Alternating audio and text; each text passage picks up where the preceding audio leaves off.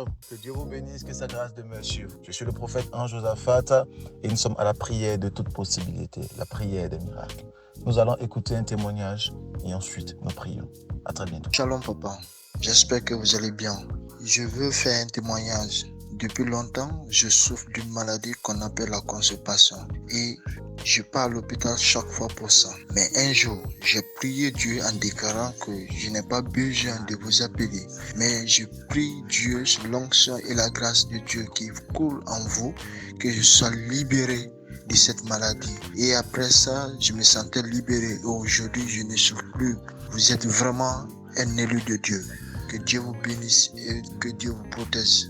Amen. Alors, nous venons à peine d'écouter le témoignage de ce jeune qui avait des problèmes de santé et après la déclaration par la puissance du Saint-Esprit, ce problème de santé a été éradiqué et Dieu l'a guéri. Après la prière, toute personne qui aimerait rendre un témoignage à la gloire de Dieu sont priées de pouvoir contacter les différents numéros. Vous pouvez nous contacter aussi via Facebook, via Instagram, via YouTube et via TikTok. Vous pouvez nous contacter et envoyer vos témoignages par la puissance du Saint-Esprit. Que Dieu vous bénisse. Somme chapitre 1 à partir du verset 3. Nous allons commencer et nous allons prier vraiment aujourd'hui avec un texte qui me fait beaucoup de bien et qui vous fera beaucoup de bien. Somme chapitre 1 à partir du verset 3. La Bible dit que Lava sovraga de vos.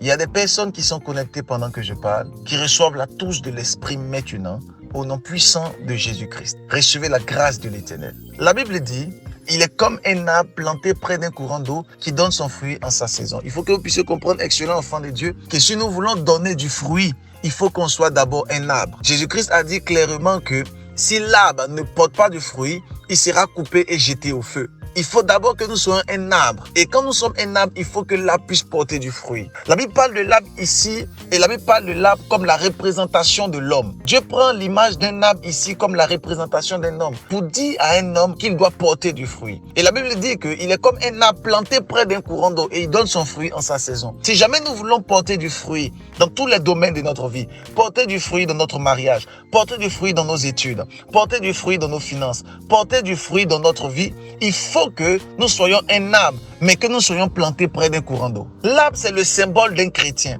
L'arbre, c'est le symbole de quelqu'un qui marche avec Dieu. L'arbre, c'est le symbole de quelqu'un qui vit avec Dieu.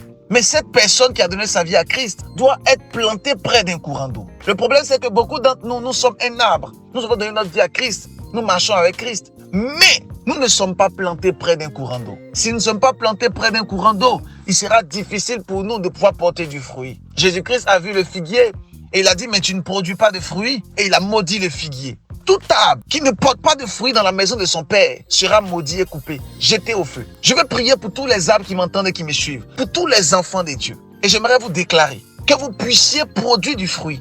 Il faut que nous puissions produire du fruit. La Bible dit: produisez du fruit digne de votre repentance. Il faut que nous puissions produire du fruit qui fera en sorte que notre vie sera une vie glorieuse. Un arbre doit porter du fruit. Lorsqu'un arbre ne porte pas du fruit, il ne peut pas éclore, il ne peut pas monter. Lorsque tu es dans la maison de Dieu, produis du fruit. Gagne des âmes pour le Seigneur. Produis du fruit. Change la vie de plusieurs personnes. Un arbre ne peut pas être planté et il ne porte pas du fruit. La Bible dit, dans Somme chapitre 1 à partir du verset 3, la Bible dit clairement qu'il est comme un arbre planté près d'un courant d'eau et il donne son fruit en sa saison. Je prophétise ce soir, selon l'heure à laquelle tu me suis, je prie pour ta vie et pour ta destinée. Je déclare que tu puisses produire du fruit dans tous les domaines de ta destinée. Que tu produises du fruit dans ta vie et que tu produises du fruit dans ta destinée. Produisons du fruit. Alléluia. Généralement, nous sommes à la maison et nous oublions que nous devons porter du fruit. Nous sommes des chrétiens et souvent nous voyons quelqu'un qui est malade et nous oublions que nous devons porter du fruit. Beaucoup de personnes, lorsqu'ils sont malades, la première des choses qu'ils font, c'est d'aller voir un médecin. Ils oublient qu'ils doivent porter du fruit et opérer une guérison. Alléluia. Souvent, nous voyons quelqu'un qui est païen, qui ne donne pas sa vie à Christ et il est dans la déchéance, la dissolution. Nous devons lui parler de Christ. Nous devons produire du fruit. Alléluia. La Bible dit, il est comme un arbre planté près d'un courant d'eau, mais qui donne son fruit. Alléluia. Il faut que nous produisons du fruit. Mais ta capacité surnaturelle à produire du fruit dépend de là où tu es planté. Aïe, là va sovraga de vos. Ta capacité surnaturelle à produire du fruit dépend de l'endroit, du lieu là où tu es placé. Quand nous lisons le texte, Somme 1, à partir du verset 3, la Bible dit, il est comme un arbre planté près d'un courant d'eau. Il donne son fruit en sa saison. Donc ça veut dire la capacité à l'arbre à donner du fruit en sa saison dépend du lieu là où il est planté. Voilà pourquoi lorsque nous lisons la parole de Dieu, la Bible dit clairement que lorsque Dieu voulait créer l'humanité, il a créé d'abord l'environnement de l'humanité. Il a créé les oiseaux, il a créé les animaux, il a créé les herbes des champs, il a créé les arbres fruitiers. Et la Bible dit clairement que c'est au 6e jour qu'il crée l'homme.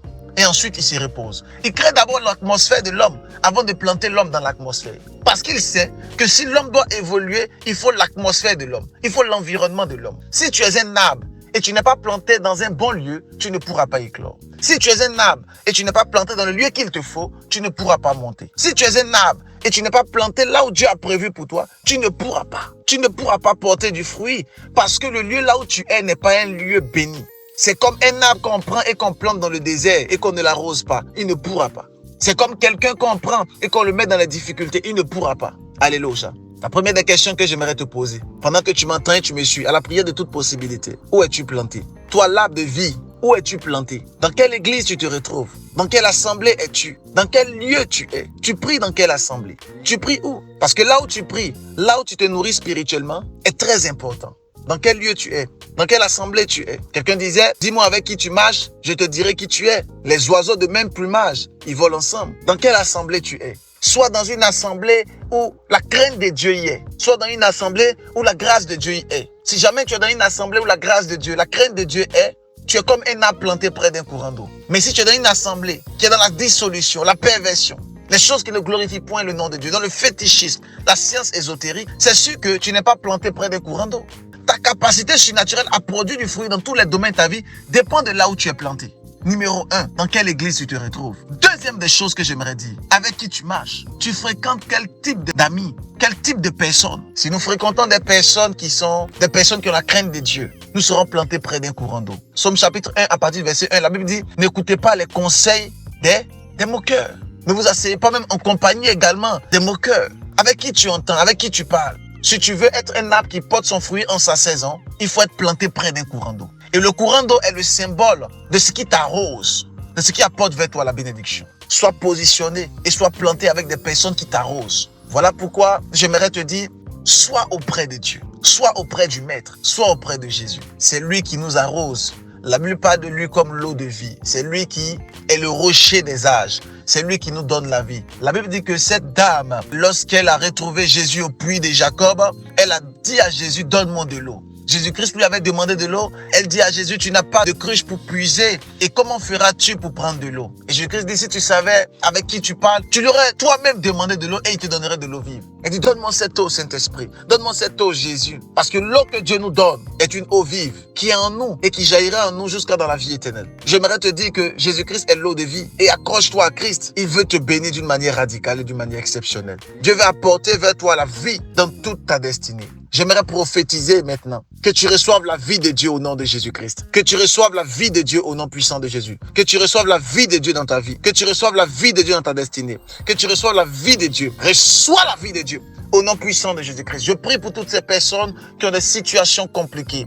Je déclare la vie de Dieu dans votre destinée au nom puissant de Jésus-Christ de Nazareth. Que Dieu vous bénisse. C'est la prière de toute possibilité, les moments d'enseignement avec le prophète Ange Josaphat. Si le temps de Dieu t'a fait du bien, si le moment de prière t'a fait du bien, n'hésite pas à partager sur YouTube, Facebook, Instagram, TikTok, à diffuser pour la gloire de Dieu. N'hésite pas à pouvoir répandre le message de Dieu. Que Dieu vous bénisse. Tu as un témoignage? Envoie un message sur prophète Ange Josaphat TV sur YouTube, prophète Ange Josaphat sur TikTok, prophète Ange Josaphat sur Instagram et prophète Ange Josaphat sur Facebook. Dieu vous bénisse, la grâce de Dieu avec vous, la main de l'Éternel avec vous et shalom.